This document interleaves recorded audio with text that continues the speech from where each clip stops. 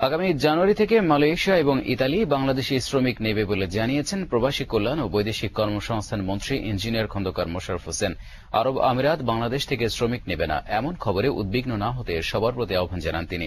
ইউরোপে বসবাসরত বাংলাদেশিদের সঙ্গে মতবিনিময় অনুষ্ঠানে এসব কথা বলেন প্রবাসী কল্যাণ মন্ত্রী। আরও জানাচ্ছেন এনামুল হক। মালয়েশিয়া এবং ইতালিতে বৈধ অবৈধ মিলিয়ে বসবাসরত বাংলাদেশিদের সংখ্যা প্রায় 10 লাখ। তবে দীর্ঘদিন ধরে বাংলাদেশ থেকে শ্রমিক নেওয়া বন্ধ রেখেছে দেশ দুটি। সমস্যা সমাধানে ইতালি এবং মালয়েশিয়া সরকারের সঙ্গে কয়েক দফা বৈঠক করেন প্রবাসী কল্যাণ ও বৈদেশিক কর্মসংস্থান মন্ত্রী ইঞ্জিনিয়ার খন্দকার মোশাররফ হোসেন।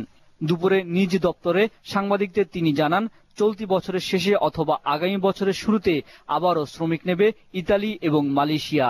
মালয়েশিয়াতে প্রতি মাসে 20-25 হাজার লোক যাবে। 150-50টা দেশে আমরা জাপানে গত বছর 25 জন লোক পাঠালাম।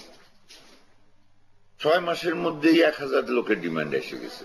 এখন আমাদের 3000 লোকের ডিমান্ড এসে গেছে। পৃথিবীর অন্যান্য দেশে যেভাবে লোক পাঠায় সেইভাবে ডিমান্ড সৃষ্টি করবে। আমি আশা করতেছি সামনে মাসে যে কোনো সময় কিংবা তার জানুয়ারি ডিসেম্বরের মধ্যে আমরা তাদের সাথে এমইউ সই করতে পারব।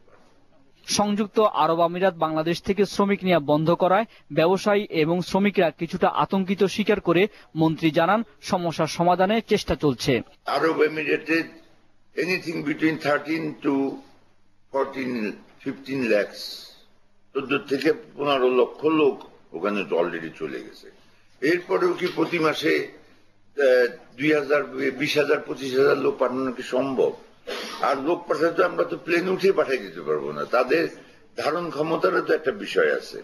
আগামী 1 ও 2 ডিসেম্বর এথেন্সে অনুষ্ঠিতব্য সর্ব ইউরোপিয়ান সম্মেলনে সাফল্য কামনা করেন প্রবাসী কল্যাণ মন্ত্রী। এনামুল হক, দিগন্ত টেলিভিশন, ঢাকা। এদিকে দ্বিপাক্ষিক আলোচনার মাধ্যমে সংযুক্ত আরব আমিরাতের ভিসা নিয়ে যাবতীয় সমস্যার সমাধান হবে বলে জানিয়েছেন